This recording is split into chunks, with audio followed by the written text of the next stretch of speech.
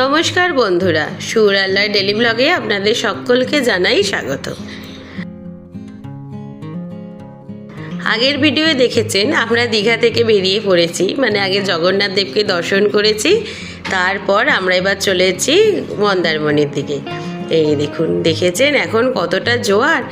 মোহনার এই একদম রাস্তার কাছ পর্যন্ত জল চলে এসেছে, ঢেউগুলো কিন্তু ভালো বোঝা যাচ্ছে।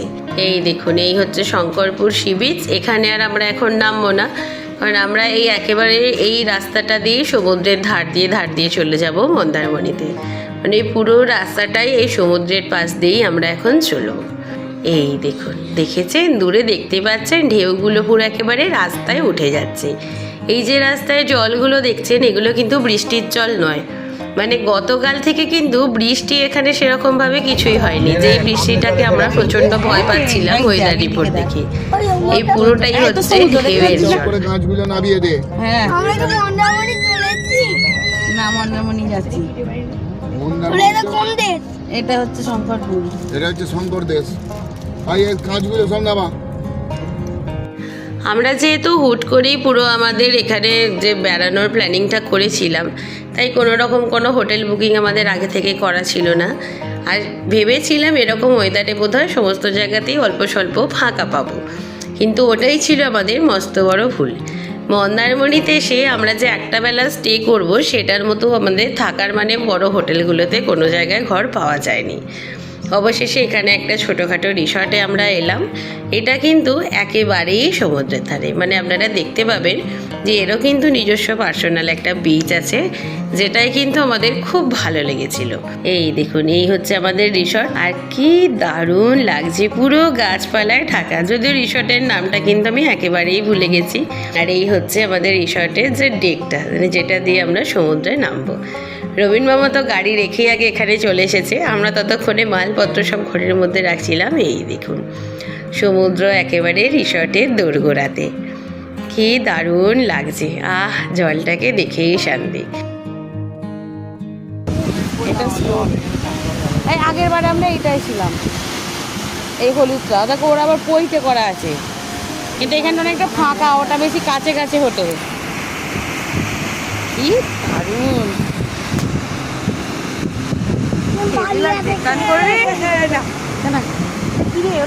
এদের তো মানে আর তর্স হয়নি, এরা দুজনে আগেই নেমে পড়েছে। যেহেতু এরা নেমেছে, তাই এদের সামলানোর জন্য মামা মাসিও নেমে পড়েছে, নাহলে তো এক্ষুনি দুজনে স্নান টান করে অস্থির হয়ে যাবে।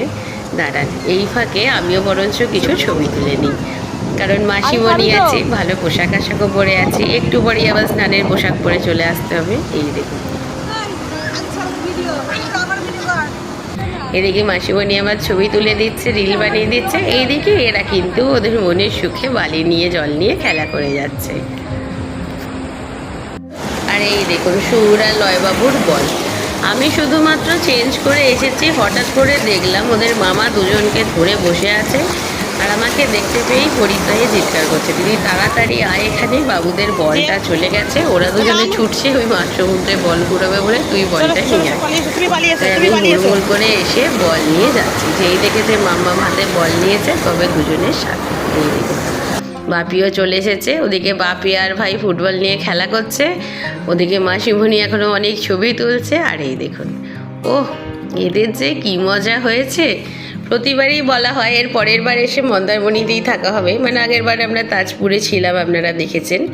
তো এবারে শুধুমাত্র জগন্নাথ দেবকে দর্শনের জন্যই আমরা দীঘাতে ছিলাম। এখনও এখানে এসে মনে হচ্ছে ধুর, শুধু বিকেলবেলা বা সকালবেলা একবার জগন্নাথ দেবকে দর্শন করার জন্য দীঘা গেলেই মিটে যেত, আমরা এখানে থাকলেই ভালো হতো। দেখবো কে মারতে পারে।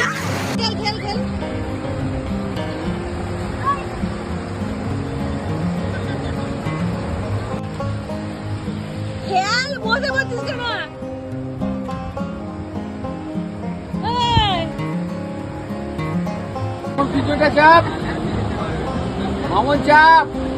মামন তুই পিছনে চাপ, পিছনে চাপ। আরে পিছনে ওর না, পিছনটা ওর না, চাপ।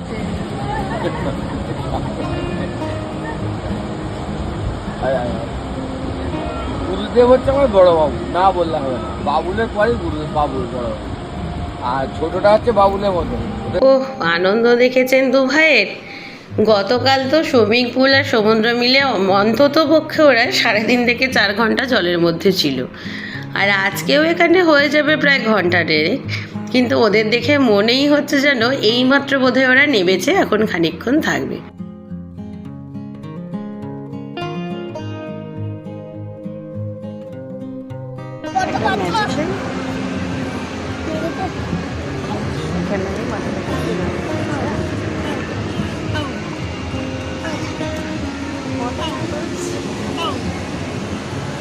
এরা আবার ঢুকেও যাচ্ছে দেখো। আমি ওখানে এখানে জীবিত এবার ঢুকে পড়বে ভিতরে। হাত দেবে না, এটাকে ঢুকে পড়ছে। দাঁড়া দাঁড়া, ভিডিও করছি। ঢুকে পড়লো। আবার তুলে নিলাম আমি।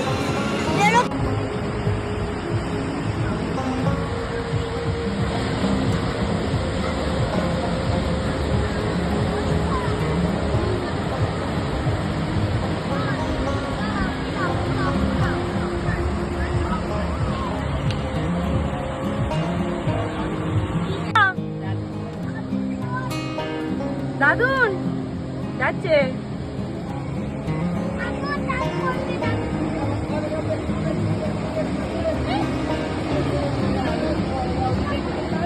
দাদুন ছুটতে পারবে না তো।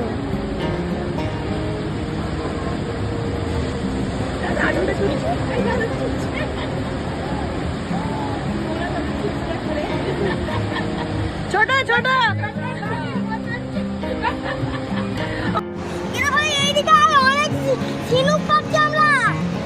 ও থাক না মামার কাছে। ঢুকে পড়ছে সব। সবাই তুমি এখানে জড়ো করছো ক্যাসেলের কাছে, সবাই ঢুকে পড়ছে ভিতরে।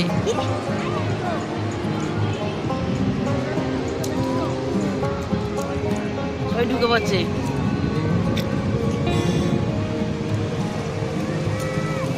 এই কুটুস করে লম্বা হয়ে ঢুকে পড়লো।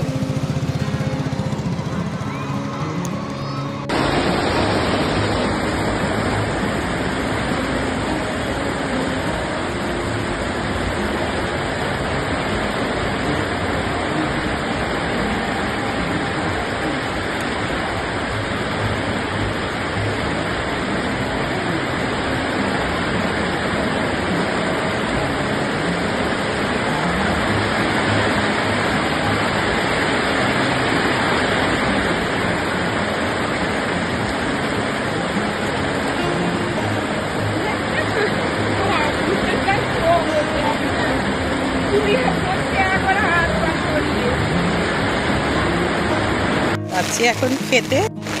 স্নান হয়ে গেছে, খাওয়া দাওয়া করতে যাচ্ছি। মা বোন ভাই ওদের খাওয়া হয়ে গেছে, ওরা রুমে এসে গেছে। আমরা একটা কমন রুম নিয়েছি খানিকক্ষণের ব্যাপার বলে।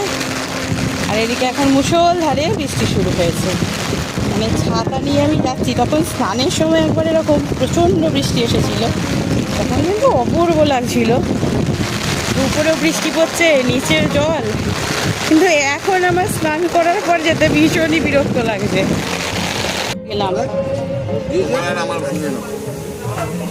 আমাদের ভাতগুলো দিয়ে দেবে। কি খাচ্ছ গো কাকা? আর চিংড়ি, চিংড়িটা খেয়ে ফেলেছে। আমাদের আজকের মতো খাওয়া দাওয়া সমুদ্র স্নান সব কিছুই হয়ে গেছে।